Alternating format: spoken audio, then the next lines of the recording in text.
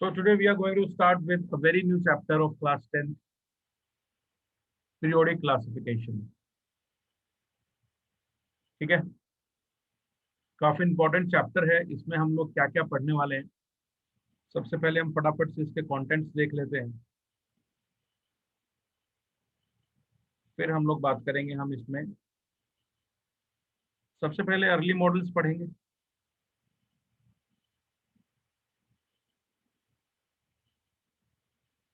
Early classification models, उसके बाद हम लोग मोजलेस लॉ,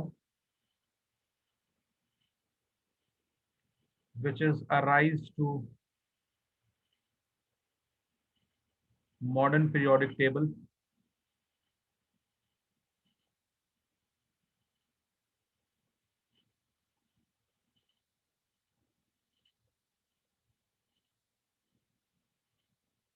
उसके बाद हम डिटेल में पढ़ेंगे modern periodic table.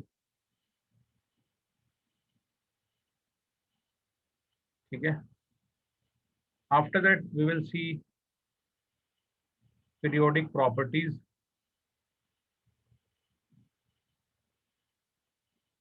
Periodic properties में हम लोग पढ़ेंगे nuclear charge,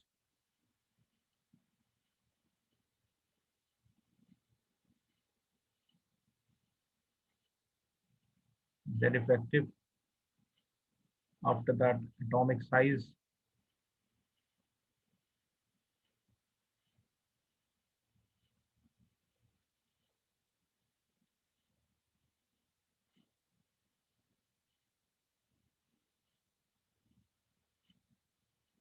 electronegativity,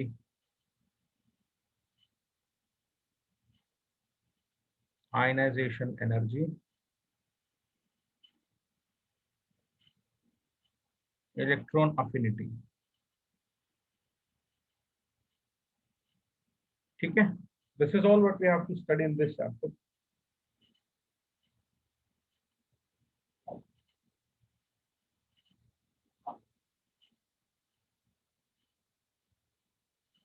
Write it down and then we'll move on to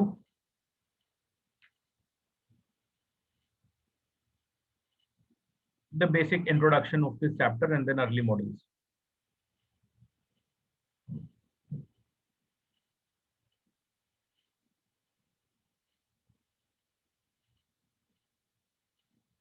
Now see, देखो, सबसे पहला जो क्वेश्चन है वो यही उठता है, सबसे पहला जो क्वेश्चन है वो यही उठता है कि क्लासिफिकेशन जरूरी क्यों है। What do you understand by this term periodic classification. Periodic का मतलब होता है रेपिटेटिव, क्लासिफिकेशन का मतलब होता है आपने कुछ इस तरह से चीजों को रखा हुआ है कि वो एक सर्टेन इंटरवल के बाद खुद को रिपीट कर रही है। ठीक है, एक सर्टेन इंटरवल के बाद वो खुद को क्या कर रही है, रिपीट कर रही है। I hope everyone has written this contents.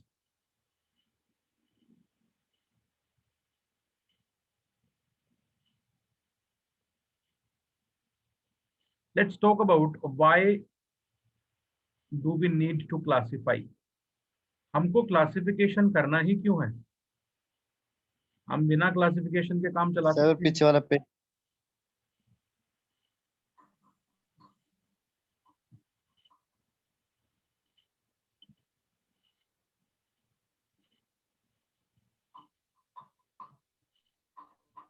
हमको क्लासिफिकेशन करना ही क्यों है। हो गया सर।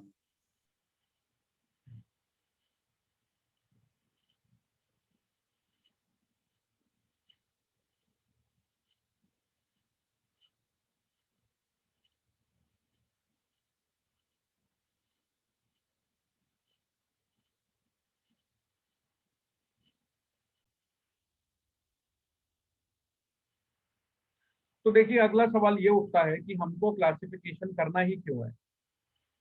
ठीक है, क्लासिफिकेशन करने की जरूरत क्या है। आपने देखा होगा, एक मान लीजिए एक क्लासरूम है मेरे पास। इस क्लासरूम में M स्टैंड्स फॉर म्यूजिक, तो M मतलब एक बच्चा ये म्यूजिक पढ़ता है, एक कोई गेम्स पढ़ता है, एक कोई डांस करता है, एक कोई स्टडीज में ही ज़्यादा इंटरेस्टेड है, ठीक है। फिर एक म्यूजिक वाला मिल गया, फिर एक गाने वाला मिल गया, फिर एक डांस वाला मिल गया, फिर एक स्पोर्ट्स वाला मिल गया, या इस टाइप से, ठीक है। एक जो है योगा वाला मिल गया, एक ये वो योगा वाला मिल गया, ऐसा टाइप से, ठीक है। तो किस कोई बंदा आया बाहर से, तो बाहर से एक बंदा आके बोलता है कि इस क्लास में जितने म्यूजिक वाले बच्चे हैं ना वो आ जाओ, एक कंपटीशन है। तो अभी टीचर, मान लो यहाँ पे टीचर खड़ा है, यहाँ पे तुम्हारा टीचर है, ठीक है, ये टीचर है। तो ये टीचर क्या करेगा, इंडिविजुअल, इस टीचर को पता नहीं है भी कौन कौन सा है, कौन क्या करता है, कौन डांस करता है, कौन सिंगिंग करता है, कौन म्यूजिक पढ़ता है, या कौन स्पोर्ट्स में है, कौन योगा करता है। तो ये टीचर क्या बोलेगा, इंडिविजुअल बच्चे के पास जा जाके पूछेगा, अरे तू गाना गाता है, अरे तू डांस करता है क्या, अरे तुम योगा करते हो क्या, अरे सर ने ना म्यूजिक वाले बच्चे बुलाए हैं तो तुम म्यूजिक के हो गया। तो इसको हर एक बंदे के पास जाना पड़ेगा कि तू म्यूजिक पढ़ता है क्या, तेरे को म्यूजिक आता है क्या, है ना। तो फिर उससे क्या होगा, एक बहुत हैवक सा क्रिएट हो जाएगा, एक बहुत केओस क्रिएट हो जाएगा, ठीक है। मच्छी बाजार बन जाएगा, टीचर बच्चों से ज्यादा के पूछ रहे हैं। तो ये जो हुआ ये तो था बिफोर क्लासिफिकेशन। अब हमने क्या किया, एक अलग सीन क्रिएट करते हैं, जहां पे इस बार क्लास में मैंने जितने म्यूजिक वाले बच्चे थे उन सभी को एक लाइन में बिठा दिया कि भाई तुम म्यूजिक वाले एक लाइन में बैठो। जितने डांस वाले थे मैंने सबको एक लाइन में बिठा दिया, जितने सिंगिंग वाले थे उनको एक लाइन में बिठा दिया, जितने गेम्स वाले थे उनको एक लाइन में बिठा दिया। अब जैसे ही कोई बाहर से आएगा टीचर,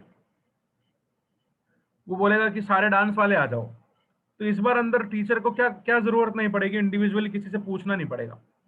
क्यों, क्योंकि टीचर को पता है कि रो 1 में सारे म्यूजिक वाले हैं, रो 2 में सारे डांस वाले हैं, रो 3 में सारे सिंगिंग वाले हैं, और रो 4 में सब गेम्स वाले हैं। तो टीचर क्या करेगा, डायरेक्टली बोल देगा रो 2 जाओ तुमको बुलाया है। टीचर के लिए देखो कितना आसान हो गया, तो सारे डांस वाले उठ के चल देंगे, ना रो 1 डिस्टर्ब हुई, ना रो 3 डिस्टर्ब हुआ, ना रो 4 डिस्टर्ब हुआ। सो इससे क्या हुआ, टीचर ने बस यहाँ पे डिफरेंस क्या था, 1 और 2 में क्या डिफरेंस है, 1 और 2 में बस ये डिफरेंस है, यहाँ पे चीजें रैंडमली बिखरी हुई हैं, लेकिन यहाँ पर चीजें एक ऑर्डर्ड अरेंजमेंट में हैं। यहाँ पर चीजें एक ऑर्डर्ड अरेंजमेंट है या एक ऑर्डरली अरेंजमेंट में है, ठीक है, जिसको हम बोलते हैं क्लासिफिकेशन, जिसको हम बोलते हैं क्लासिफिकेशन। सो अगर तुमसे पूछे what is classification, anything which has been arranged in a particular order, we say that thing is classified, ठीक है। हम बोलेंगे कि वो जो चीज है उसको बांटा गया है बेस्ड अपॉन इट्स प्रॉपर्टीज और what ever it can be, ठीक है। बस एक ऑर्डर जो है वो एक पर्टिकुलर ऑर्डर होगा, ठीक है, आप बिखेर नहीं सकते चीजों को, ओके। जैसे शादियों में भी तुमने देखा होगा, जब शादियों में हम लोग कभी रिसेप्शन पे जाते हैं, खाना खाने जाते हैं, डिनर पे जाते हैं, लंच में जाते हैं, तो हम लोग ऑब्जर्व करते हैं कि सारा जो स्नैक्स होता है वो एक साइड में होता है। तो जिसको स्नैक्स खाना होता है वो सारा एक साइड पे चले जाते हैं। फिर तुम्हारा जो मेन कोर्स होगा, जो भी सब्जियां रोटी वगैरह होगी, वो सब मेन कोर्स तुमको एक साइड पे मिलेगा, ठीक है। उसके बाद जितनी भी स्वीट्स होंगी वो सब तुमको एक साइड पे मिलती हैं। अगर सोचो ऐसा हो कि पहले तुमको गोलगप्पे मिल जाए, ठीक है, और उसके बाद तुमको मटर पनीर रखा हुआ मिल जाए, लेकिन तुम्हारा खाने का मन है, तुमको खाना है दही बल्ला बल्ला पापड़ी खाना है, ठीक है, और वो है यहाँ पे बहुत दूर रखा हुआ है, तो यार मतलब ये तो मिसमैच हो जाएगा ना बिल्कुल ही। एक साइड एक कोने पे गोलगप्पे रख दिए और दूसरे कोने पे तुमने बल्ला पापड़ी रख दिया है। फिर तुम्हारा मन कर रहा है कोल्ड ड्रिंक पीने का, कोल्ड ड्रिंक रख दिया कहीं और ही, कोल्ड ड्रिंक रख दिया कहीं और ही, ठीक है। और फिर तुमको पानी पीना, कोल्ड ड्रिंक पीने के बाद तुम्हारा मन किया कि चलो पानी पीते हैं, और पानी है दूसरे कोने में। तो ये सब क्या हो गया, ये बहुत फैल गया है चीजें, ठीक है। तो जितने भी बेवरेजेस हैं वो सारे एक जगह पर मिलेंगे तुमको शादियों में, पानी हो गया, कोल्ड ड्रिंक हो गया, कॉफी हो गई, ठीक है, या फिर जो भी बेवरेज है, जो भी पीने के आइटम्स है, वो सब तुमको एक साइड पे मिलेगा, ठीक है। I hope you are understanding the point कि क्या फायदा है क्लासिफिकेशन करने का। चीजें हमारे लिए इजी हो जाती हैं, ठीक है, चीजें क्या हो जाती हैं हमारे लिए, बहुत इजी हो जाती हैं, ठीक है। इसीलिए हम चीजों को क्लासिफाई करते हैं। यहां से हम लोग ये बात समझ गए, why do we do classification, because to understand the things, to understand different elements, to understand different things, to understand to understand basically one type of things together we do classification. एक एक जैसी चीजों को एक साथ पढ़ने के लिए हम लोग क्लासिफिकेशन करते हैं। जैसे स्नैक्स की सारी चीजें एक साथ मिल गई, मेन कोर्स एक साथ मिल गया, स्वीट्स एक साथ मिल गई, राइट। तो ये था फायदा क्लासिफिकेशन करने का। फिर हम लोग बात करते हैं कि इस क्लासिफिकेशन को हम लोग केमिस्ट्री में कैसे अप्लाई कर पाए, कैसे हम लोग केमिस्ट्री में इस क्लासिफिकेशन को देखते हैं, किस तरीके से हम लोग इसको देखते हैं। तो देखो, जब एलिमेंट्स डिस्कवर होना शुरू हुए तो आज के दिन at present we have 118 elements as per books, but there are 122 or 123 elements which has been already been discovered, right? अगर तुम आज से बहुत साल पहले की बात करो, 200 250 300 साल पहले की बात करो, तो उस समय पर शुरुआत हुई थी सिर्फ 30 एलिमेंट से। उस समय पर सिर्फ 30 एलिमेंट्स ही नॉन थे। करीबन करीबन ये 1800s की बात है, सन 1800 की बातें मैं कर रहा हूं, जहां पे सिर्फ 30 एलिमेंट्स ही डिस्कवर हो पाए थे, ठीक है। और उस समय पर एक नए साइंटिस्ट आए थे। यहां पर हम लोग शुरुआत कर रहे हैं किसकी? अर्ली मॉडल्स की, अर्ली क्लासिफिकेशन मॉडल्स।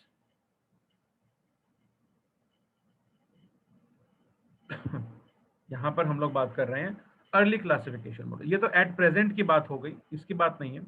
तो सन 1800 के आसपास सिर्फ 30 एलिमेंट्स थे, और उस समय पर एक साइंटिस्ट आए थे जिनका नाम था डॉबरनेयर। जिनका नाम क्या था? डॉबरनेयर। तो हमारा फर्स्ट मॉडल जो होगा वो डॉबरनेयर भाई साहब के हिसाब से होगा, डॉबरनेयर, ठीक है, डॉबरनेयर क्लासिफिकेशन।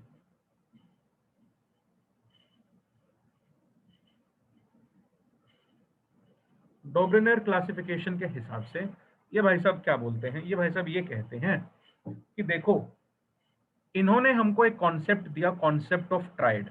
डॉबरनेयर ने हमको एक कॉन्सेप्ट दिया, कॉन्सेप्ट ऑफ ट्राइड। इसने बोला कि भाई जितने एलिमेंट्स डिस्कवर्ड है ना, उनके तीन तीन के ग्रुप्स बना दो, ठीक है। क्या कर दो? He made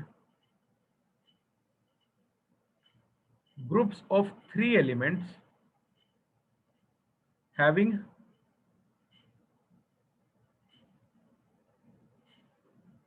similar properties. बेटा ये जो और जो ये साइंटिस्ट जो भी ये तरीका दे रहे हैं ना क्लासिफिकेशन का, ये सिर्फ इसीलिए दे रहे हैं कि इन 30 एलिमेंट्स को उस समय पर जो थे, इनको पढ़ना आसान हो जाए, ठीक है। Having similar chemical properties is called as a triad. Triad, group of 3 elements को हम लोग बोलते हैं ट्रायड, ठीक है। उसने क्या किया? एलिमेंट्स, तीन तीन एलिमेंट्स पकड़े और उनका ग्रुप बना दिया, जिसको उसने बोला कि हम इनको बोलेंगे ट्रायड, ठीक है। और उसने क्या ऑब्जर्व किया? डॉबरनियर ने ऑब्जर्व किया, he also observed that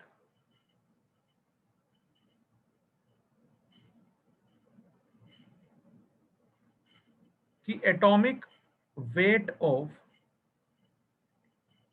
middle element is equal to the average atomic weight of first and third element।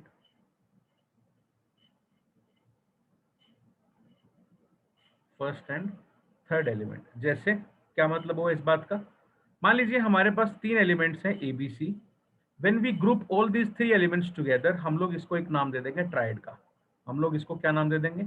Tried नाम दे देंगे। तो मान लीजिए अगर ए का मास है, एटॉमिक मास है एम ए, बी का मास है एम बी, और सी का मास है एम सी।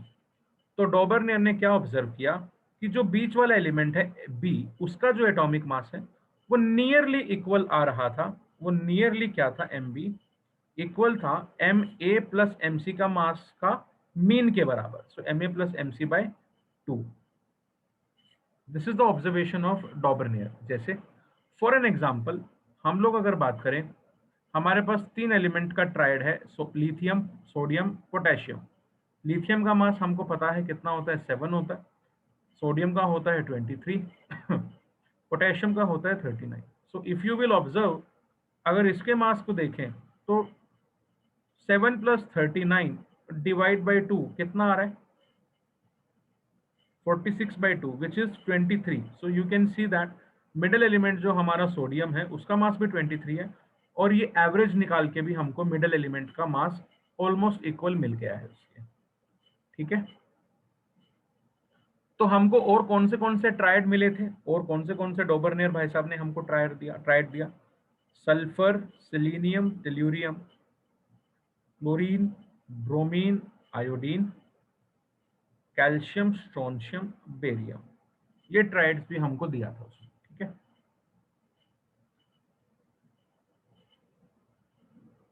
फिर चलो ये ट्राइड दे दिया, तो क्या सर आज भी क्या हम डोबरनियर ट्राइड्स को पढ़ सकते हैं? देखिए, डोबरनियर ट्राइड ने ये बात कह तो दी थी, लेकिन उसकी बहुत कमियां भी थी। क्या कमियां थी वो हम पढ़ेंगे लिमिटेशंस के अंडर। क्यों हम डोबरनियर ट्रायड को आज तक नहीं पढ़ते?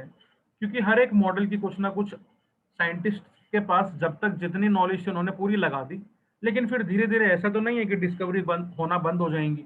डिस्कवरीज होती गई, नए नए एलिमेंट्स आते गए। डोबरनियर ने स्टडी किया, बट उसका जो फंडा था, उसका जो ट्रायड वाला फॉर्मूला था, वो ज्यादा देर तक नहीं चल पाया।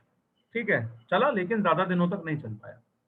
ठीक है, तो उसने सिर्फ, देखिए उसने सिर्फ क्या आइडेंटिफाई किया उस समय तक, जितने एलिमेंट्स थे वो उनको ही क्लासिफाई कर पाया ट्राइड्स में। ठीक है, तो बाद में ये जो फंडा है ये फेल हो गया, क्योंकि बाद में एलिमेंट्स नए नए आते गए। तो हम इसको कह सकते हैं it was not well suited, it was not well suited for the newly discovered elements.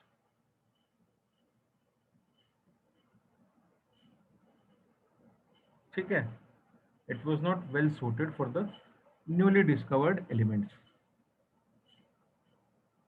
ठीक है,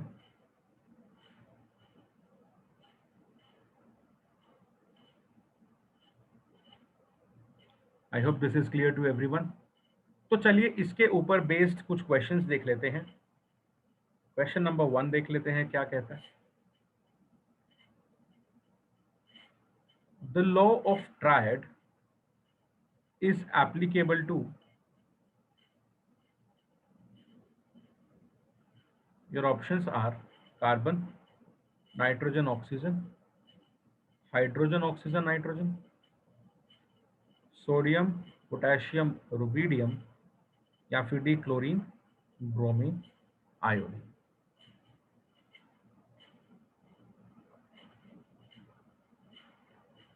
हमने डोबरनियर ट्रायड ऑलरेडी देख लिया है, एक ये है, बाकी ये है हमारे पास। तो आई एम प्रिटी श्योर सबका आंसर डी आया होगा। ठीक है, नेक्स्ट क्वेश्चन देखते हैं। This law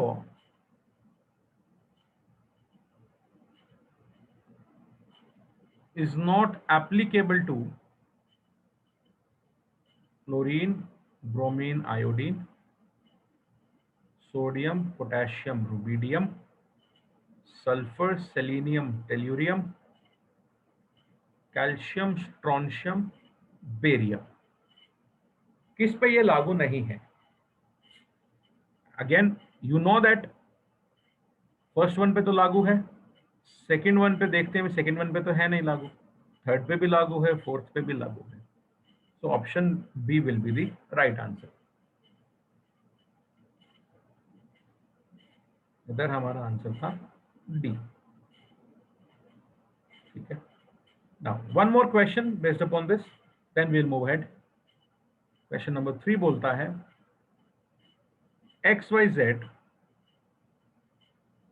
are three members of a triad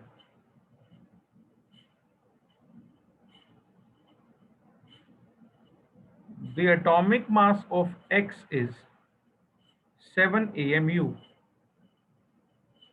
and that of Y is 23 AMU.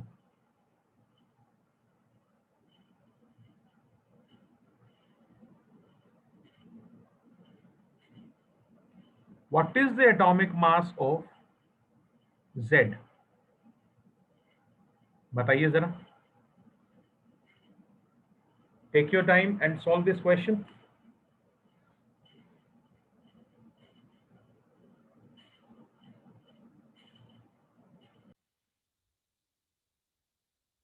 So we have three elements x, y and z. x का मास 7 है, y का 23, z का x मान लेते हैं. तो as per डोबर्नियर tried middle element का जो मास होगा वो टर्मिनल एलिमेंट्स का मीन होता है. तो 23 should be equals to 7 plus x by 2. So 46 minus 7 equals to 2. x आ जाएगा 39. So your answer will be 39. ठीक है, z का जो मास होगा that will be 39 AMU. Without units answer का कोई वैल्यू नहीं है. इसके बाद जो सेकंड मॉडल आया डोबर्नियर के बाद, दूसरे भाई साहब आए जिनका नाम था, जिनके नाम में ही नया था. वो नया मॉडल लेके आए थे तो उनके नाम में भी नया था. New land law of octaves. ठीक है, ये जो न्यूलैंड लॉ ऑफ ऑक्टेव्स है ये आया था करीबन 1865 के आसपास. तो ये जो न्यूलैंड जो है ये संगीतकार थे, बहुत जबरदस्त इनको संगीत का शौक था, म्यूजिक का बहुत जबरदस्त शौक था. ठीक है, तो सरगम वरगम बहुत पसंद थी इनको. सरगम जो संगीत वाली उसकी बात कर रहा हूँ. ठीक है, पड़ोस वाली की नहीं. तो यहाँ पे न्यूलैंड लॉ ऑफ ऑक्टेव्स की अगर बात करें तो इन्होंने क्या किया, इन्होंने यहाँ पर एक खास बात नोट करने की बच्चों जो हम इसमें छोड़ रहे थे अभी. इन्होंने जो क्लासिफिकेशन किया, कॉन्सेप्ट ऑफ जो ट्राइड दिया, यहाँ पर इसका प्रिंसिपल जो था क्लासिफिकेशन का वो एटॉमिक मास ही था. इन्होंने कहीं पर एटॉमिक नंबर की बात नहीं की. तो यहाँ पे इन्होंने एटॉमिक मास को ही प्रिंसिपल रखा था. ठीक है, सेम चीज न्यूलैंड लॉ ऑफ ऑक्टेव ने भी बोल दिया. क्या बोला इन्होंने, बोला न्यूलैंड यानी he arranged the elements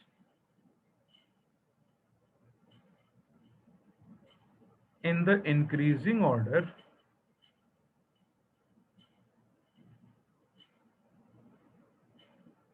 of their atomic mass. ठीक है, and observed that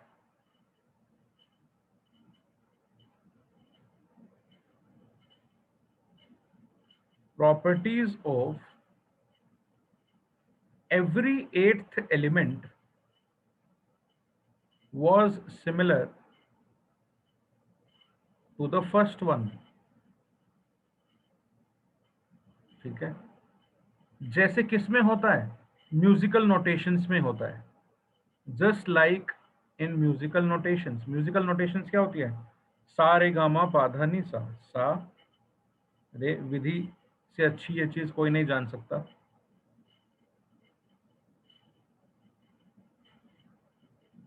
सारे गामा पाधा नी सा.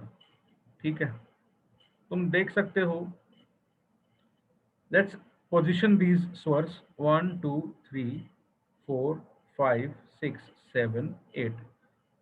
बच्चों आप लोग देख सकते हो फर्स्ट पोजीशन पे जो है वो एग्जैक्टली एट्थ पोजीशन पे आ रहा है. तो न्यूलैंड ने इसी चीज का फायदा उठाया. ऑक्टेव को हिंदी में कहते हैं सप्तक. ऑक्टेव को हिंदी में कहते हैं सप्तक मेरे ख्याल से, अगर मैं गलत नहीं हूं तो. ठीक है, 7 स्वरों के समूह को सप्तक कहते हैं. उसके बाद 8वां स्वर जो है वो पहले स्वर के बराबर होता है. तो न्यूलैंड ने भी यही बात बोली कि अगर यहाँ पे तुम कोई ए एलिमेंट रखोगे ना, तो b c d e f g h, तो ये जो एच एलिमेंट है ये ए के बराबर की प्रॉपर्टीज रख रहा होगा. इसकी ए और एच की जो प्रॉपर्टीज होंगी वो सिमिलर होंगी. यही बात इन्होंने बोली. He observed that the properties of every eighth element was similar to that of the first one. ये 8वां एलिमेंट है, ये पहला एलिमेंट है, तो हर 8वें एलिमेंट की प्रॉपर्टी पहले एलिमेंट से मैच कर रही है. This is what Newland pointed out.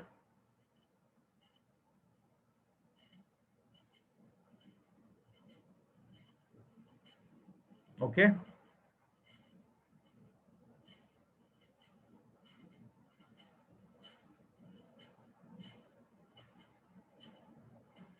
Next.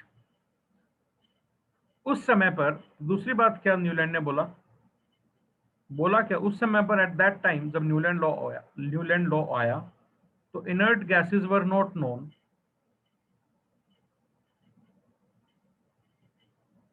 तो उन्होंने इनर्ट गैसेस को कंसिडर नहीं किया था। ठीक है, तो बेसिकली हुआ क्या था, सबसे पहले उन्होंने hydrogen, helium, beryllium, boron, carbon, nitrogen, oxygen, fluorine, sodium, magnesium, aluminium, silicon, phosphorus, sulphur, chlorine, potassium, calcium, chromium, titanium, manganese, iron, cobalt and nickel, copper, zinc, y, yttrium, this is indium, arsenic, selenium, Br, Rb, Sr, cerium and यहाँ पर zirconium. ठीक है, तो ये काम उन्होंने किया, इस तरह से उसने पॉइंट आउट किया। देख सकते हो 1 2 3 4 5 6 7 and here is 8, so this will possess the same property to this and this will have the same property to this, ये सब उसने ऑब्जर्व किया। ठीक है, बट गजब की बात क्या है, जरा यहाँ पे कैल्शियम के बाद ये डब्बा बना दो, जरा कैल्शियम के बाद एक ऐसा सा डब्बा बना दो बस। ठीक है, क्यों बनाना है, ये डब्बा बना दो बस ऐसे, क्यों बनाना है डब्बा, और यहाँ से ऐसे बना दो।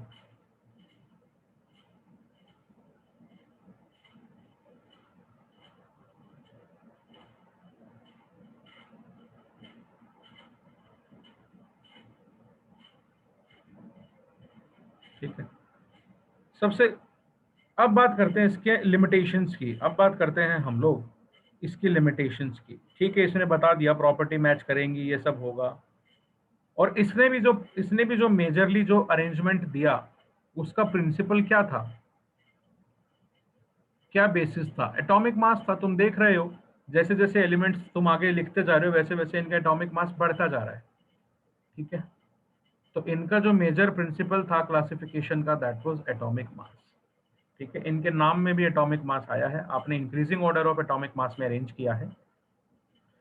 ठीक है, और अभी आगे चल के तुमको रियलाइज होगा, सारे साइंटिस्ट जो प्रीवियसली अर्लियर जो क्लासिफाई करते आ रहे हैं, वो सबसे बड़ा गलती यही कर रहे हैं कि वो एटॉमिक मास को प्रिंसिपल मान रहे हैं। ठीक है, तुम लोग खुद बोलोगे ये बात कि सर हाँ अब ठीक है कुछ कि एटॉमिक मास को हटा दो आप, लेकिन एक बार जो गलती की है लोगों ने वो तो पढ़ लें।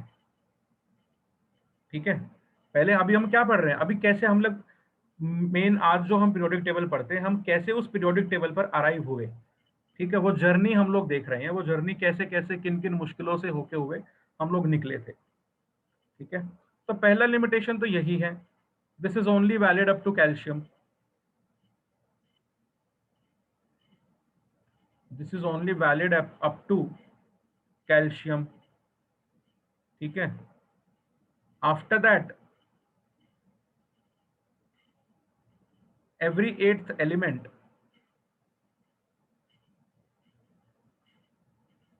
did not possess properties similar to that of the first।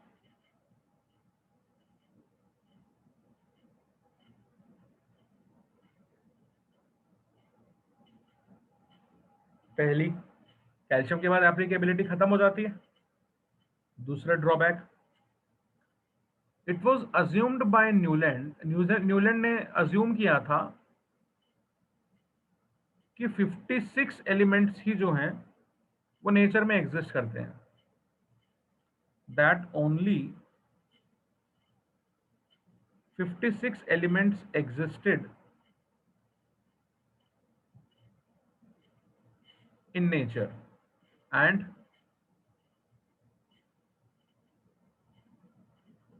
no more elements would be discovered in future, और फ्यूचर में कोई एलिमेंट्स डिस्कवर नहीं किए जाएंगे। ठीक है, बट बाद में बहुत सारे एलिमेंट्स डिस्कवर हुए, but later on several new elements were discovered which did not fit Newlands law of octaves,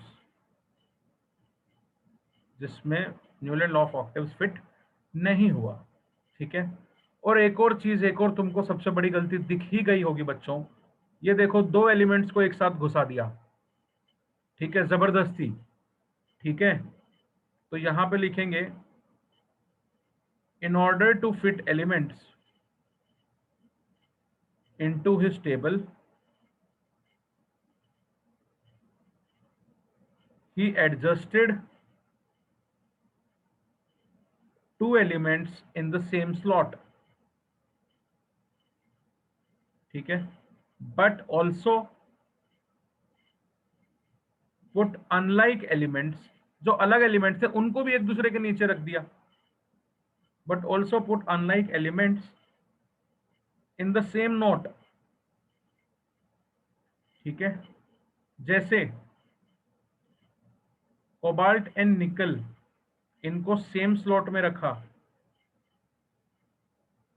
ठीक है, और उनको सेम स्लॉट में रखा बट सेम नोट में रखा, किसके, same note of fluorine chlorine वाले नोट में रखा इसने, देख सकते हो इधर फ्लोरीन और क्लोरीन वाले नोट में ही रखा इसने, ठीक है, और इनकी प्रॉपर्टीज में कोई मैच नहीं है कहीं से कहीं तक। ओके, तो ये सब चीजें थी जो इसके ड्रॉबैक्स थी। In the next class we will study about another classification which is Lothar-Meier's curve. This model came in 1869. So the third model, early model, we will study in the next class. Till then, take care. मिलते हैं next class में.